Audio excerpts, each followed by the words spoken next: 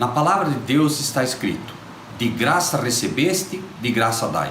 Ajude-nos a compartilhar o Evangelho. Dê o seu like, inscreva-se no nosso canal e ative o sininho. Obrigado. Mas há um Deus nos céus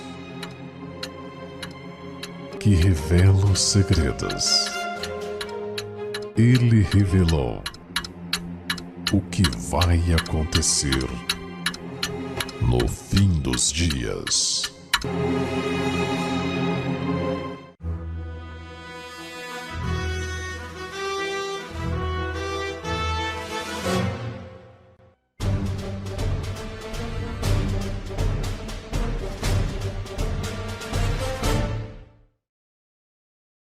Quando, pois, virdes que a abominação da desolação de que falou o profeta Daniel está no lugar santo, quem lê, entenda.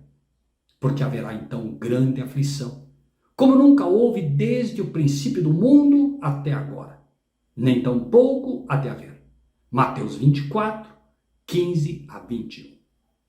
Quando o domingo, a abominação que trará desolação, de que falou o profeta Daniel, estiver no lugar santo, no lugar do santo sábado, veja que aqui há uma troca, um em lugar do outro. Então haverá grande aflição, como nunca houve desde o princípio do mundo e nem tampouco irá haver. Pois esta aflição é a que prenuncia o fim do mundo, pois foi em resposta a esta pergunta do fim do mundo que Cristo falou a respeito da abominação de Daniel.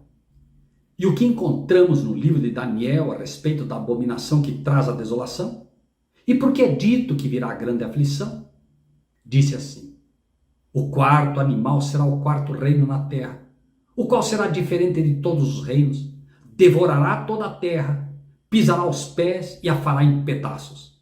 E quanto aos 10 chifres, daquele mesmo reino se levantarão 10 reis. Depois deles se levantará outro, o qual será diferente dos primeiros e abaterá a 3 reis. Proferirá palavras contra o Altíssimo, destruirá os santos do Altíssimo e cuidará, preste atenção aqui, em mudar os tempos e a lei. E eles serão entregues na sua mão por um tempo, tempos e metade de um tempo. Daniel 7, 23 a 25. Um quarto reino na terra, a nova ordem mundial, diferente de todos que já houveram, devorará a terra, pisará pés e a fará em pedaços. Jesus falou que a abominação traria desolação ou destruição. E então se levanta um chifre, um poder, diferente também dos primeiros, pois todos eram reinos seculares. Mas esse é um reino espiritualista, espiritual, que combina a religião com o Estado. Somente a monarquia papal faz isso. Proferirá palavras contra o Altíssimo. Basta ler a encíclica e confrontá-la com a palavra de Deus. Destruirá os santos do Altíssimo. Foi feito isso através da Inquisição, mas o fará de novo contra todos os que se levantarem contra seus ensinos. E cuidará em mudar os tempos e a lei. Somente o papado fez isso. Mudou os tempos, quando mudou o calendário anual, tempos, mudando o início do ano bíblico, que começava em abril, para janeiro, em honra ao deus Janus. E mudou a lei de Deus, que ensina que não se deve adorar imagens e que foi retirada dos mandamentos da igreja. E mudou o sábado para o domingo. Tempos e a lei mudados pelo homem, sem autorização de Deus. E o que você acha que vai acontecer com aqueles que não aceitarem o domingo como dia de guarda? O mesmo que aconteceu no passado com todos os que não aceitaram as imposições papais. E destruirá os santos do Altíssimo e cuidará em mudar os tempos e a lei, e eles serão entregues na sua mão por um tempo, tempos e metade de um tempo. Daniel 7, 23 e 25. Por exatos 1260 dias proféticos, tempo, tempos e metade de um tempo, ou dizer 360 mais 720 mais 180, 1260 anos ou dias proféticos, o papado, do ano 538 ao ano 1798, perseguiu e matou tantos cristãos quantos pôde, e em exatos 1260 anos, ou dias proféticos, o fez. Segunda cereja. O título do capítulo 7 resume. Parágrafo 238. A trindade e a relação entre as criaturas. O mundo foi criado pelas três pessoas como um único princípio divino, mas cada uma delas realiza esta obra comum segundo a própria identidade pessoal. Por isso, quando admirados contemplamos o universo na sua grandeza e beleza, devemos louvar a inteira trindade. Para os cristãos, acreditar num Deus único, que é comunhão trinitária, leva a pensar que toda a realidade contém em si mesma uma marca propriamente trinitária. São Boaventura chega a dizer que o ser humano, antes do pecado, conseguia descobrir como cada criatura testemunha que Deus é trino. Não por acaso, Deus dá uma outra advertência seríssima, tão séria que é representada como sendo dada por um anjo, registrada no capítulo 14 do Apocalipse, dizendo com grande voz: temei a Deus e dai-lhe glória, porque é vinda a hora do seu juízo. Adorai aquele que fez o céu, a terra, o mar e as fontes das águas. Apocalipse 14, 7. Esta é a primeira mensagem das três últimas que serão dadas sobre a terra antes do fim do mundo. Não por acaso o anjo aqui chama a atenção a que se tema a Deus e se dê a ele glória, pois alguém está tentando tomar o seu lugar. Alguém que não criou o céu, nem a terra, nem o mar, nem as fontes das águas, se está interpondo, apresentando um falso Deus trinitário, para que, destruindo o verdadeiro Deus da Bíblia, possa finalmente tomar o seu lugar na terra, reinando como se fosse Deus. Diz o texto bíblico: o qual se opõe e se levanta contra tudo que se chama Deus ou se adora, de sorte que se assentará como Deus no templo de Deus, querendo parecer Deus. Segundo Tessalonicenses 2:4. Compare essa declaração bíblica com estas declarações papais e lembre-se que, segundo o ensino papal, os papas são infalíveis em suas declarações, ou seja, essa declaração é ainda válida e aceita pela Igreja. Em relação ao título Senhor Deus o Papa, vejam a interpretação das extravagantes do Papa João 22. Título 14, capítulo 4. Declaramos, em uma edição de Antuérpia das extravagantes datada de 1584, as palavras Dominum Deum Nostrum Papam, Nosso Senhor Deus o Papa, ocorrem na coluna 153. Em uma edição de Paris, datada de 1612, ocorrem na coluna 140. Em várias edições publicadas desde 1612, a palavra Deus foi retirada. Os profetas da antiguidade, os patriarcas, Cristo, os discípulos e todos os que inspirados escreveram acerca de Deus foram sempre taxativos. Há um só Deus, o Pai. Esta verdade é tão importante que João, inspirado, a coloca em termos inequívocos para qualquer um que aceite a verdade da Bíblia e, mais que isso, que realmente se importe com o que a vida eterna diz. E a vida eterna é esta: que te conheçam a ti só por único Deus verdadeiro e a Jesus Cristo a quem enviaste. João 17:3. Não há como errar aqui. A vida eterna é esta: que te conheçam a ti só por único Deus verdadeiro e a Jesus Cristo a quem enviaste. E mais, todavia para nós há um só Deus, o Pai, de quem é tudo e para quem nós vivemos, e um só Senhor Jesus Cristo, pelo qual são todas as coisas e nós por ele. 1 Coríntios 8:6. Se havia até aqui alguma chance de engano, não pode haver mais. O professor das igrejas, Paulo, diz taxativamente: para nós, os verdadeiros crentes como Paulo, há um só Deus, o Pai. Não há aqui o menor espaço para um Deus falso. Não há espaço para um Deus trino. Ou, como infelizmente é conhecido e aceito pela esmagadora maioria das igrejas dos dias de hoje, incluindo os protestantes, como adventistas, luteranos e batistas. A Trindade é uma agressão ao verdadeiro Deus, o Pai. E quando essa doutrina for aceita e defendida como tem sido, porém agora em forma de decreto, juntamente com o domingo, um falso sábado, trazendo inclusive perseguições aos verdadeiros cristãos, como foi no passado, Então se verá a diferença entre um assim diz o Senhor e um assim diz a igreja. Terceira cereja do bolo. Capítulo 8. A rainha de toda a criação. Laudato Si, parágrafo 241. Maria, a mãe que cuidou de Jesus, agora cuida com carinho e preocupação materna deste mundo ferido.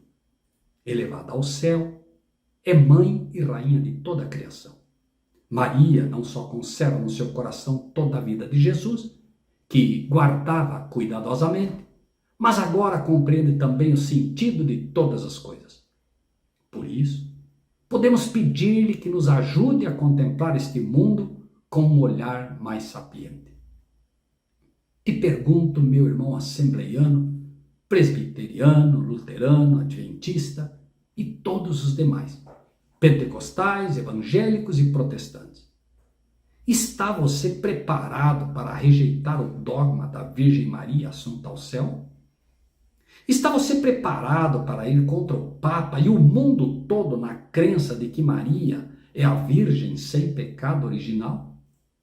Está você preparado para resistir à prisão, à tortura e mesmo à morte por negar que Maria é sua intercessora no céu? Terá você forças para defender que há um só Deus e um só mediador entre Deus e os homens, Jesus Cristo, homem? 1 Timóteo 2,5. Está você preparado a ir contra o Papa e o mundo, na crença de uma Maria que deva ser venerada, e ensinar e defender a verdadeira Maria, aquela que se confessou pecadora quando disse então Maria: a minha alma engrandece ao Senhor, e o meu espírito se alegra em Deus, meu Salvador. Lucas 1, 46 e 47. Ou você irá render-se finalmente à besta, e afinal, para tentar salvar a sua vida e não fazer parte do grupo dos egoístas ambientais ou egoístas coletivos, que serão acusados de ser o problema do mundo por não se conformarem a esta encíclica, e outras que certamente virão em forma de decretos, e finalmente cederá ao apelo popular de pedir a Maria que te ajude a contemplar este mundo com um olhar mais sapiente? Qual será a sua atitude diante de tudo isso? De que lado você estará? Tenha em mente que haverão apenas dois lados. De um lado, aqueles que serão acusados de ser os inimigos da lei e da ordem, que não aceitarão encíclicas como estas, que serão contrárias a Deus e à sua palavra, e sobretudo contrárias à sua lei, contrárias aos 10 mandamentos. Você hoje defende que os mandamentos de Deus não estão em vigor? Sinto lhe dizer que se você hoje defende isso, você é um sério candidato a estar finalmente ao lado da besta, da sua imagem e com a marca da besta em si. Dois grupos apenas. De um lado, um grupo que finalmente se rende ao apelo popular e ao apelo dos líderes eclesiásticos que defendem o domingo, a Trindade e Maria como mediadora entre Deus e os homens. Do outro lado, um grupo que defende o sábado como dia do Senhor, defende ao Pai como único Deus e Cristo como único mediador entre Deus e os homens. Oro para que no final, nesta final batalha, você esteja do lado certo, pois embora pelos olhos físicos a vitória será da maioria, a minoria é que vencerá. Papas, líderes religiosos de todas as igrejas, presidentes das grandes nações, todos unidos, buscarão nesta batalha apenas uma coisa. Estes combaterão contra o Cordeiro, e o Cordeiro os vencerá, porque é o Senhor dos senhores e o Rei dos reis. Vencerão os que estão com ele, chamados, eleitos e fiéis. Apocalipse 17, 14. Vencerão os que estão com Cristo, chamados, eleitos e fiéis. Fiéis, lembre-se disso. Fiéis à sua palavra, não à palavra de homens. Será quase impossível resistir ao engano. Nesta encíclica, podemos ver claramente como o apelo ao bem da casa comum é irresistível e só pode ser detectado em seu engano e objetivo final quando visto à luz das Escrituras. Todos os que não aceitarem esta encíclica serão vistos como egoístas coletivos, fanáticos e fundamentalistas perigosos. Está você preparado para isso? Está preparado para enfrentar os líderes do mundo, que, aliados ao maior líder da terra, irá finalmente decretar sua prisão, confiscar seus bens e decretar a sua morte? Deus nos dê forças para entender o valor desta frase, quando tivermos que escolher entre servir a Deus ou servir aos homens. Diz a palavra de Deus: qualquer que procurar salvar a sua vida, perdê-la, e qualquer que a perder, salvá-la. Lucas 17, 33. Pense nisso e que Deus seja contigo. Lembre-se, muito em breve, mensagens como essa serão completamente proibidas. Agarre-se à vontade de Deus. Agarre-se a Deus. Ajude-nos a levar avante essa mensagem. Ajude-nos a fazer com que ela alcance mais pessoas, para que mais pessoas possam despertar do engano que está por se abater sobre todo ser humano e sobre todo mundo. Deus seja contigo. Em breve, mensagens como essa serão proibidas. Assim, se você não é inscrito no nosso canal, inscreva-se. Ajude-nos, inscreva seus amigos, convide-os para fazer parte deste canal. E que Deus seja contigo.